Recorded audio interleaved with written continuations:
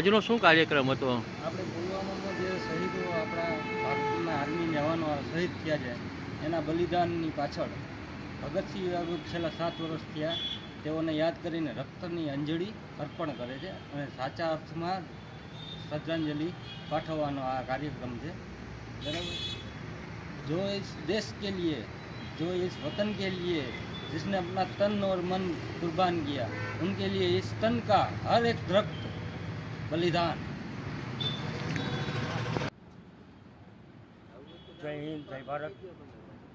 हमारे मेटोड़ा स्थित वीर शहीद भगत सिंह जी युवा संगठन भाई श्री SP रामानंदी साहेब द्वारा जे ते समये 2019 ની અંદર 14 ફેબ્રુઆરી 2019 અંદર પુલવામા એટેકમાં અમારા 40 થી 44 જવાન જે બલિદાન થયેલા તેઓની પ્રાણની આહુતિ આપીને કરેલ, તો તેની સ્મરણાંજલિ રૂપે અમારા રામાનંદીભાઈ શ્રી 2020થી આજ 2026 સુધીમાં રક્તાંજલિ કાર્યક્રમ કરીને અમારા શહીદવીરોને શ્રદ્ધાંજલિ જે અર્પણ કરી રહ્યા છે તેના બદલ ખૂબ ખૂબ અભિનંદન। અને આ કાર્યક્રમને રક્તાંજલિની શ્રદ્ધાંજલિ અવારનવાર ઉત્તરોત્તર ચાલુ રહે તેવી શુભકામના।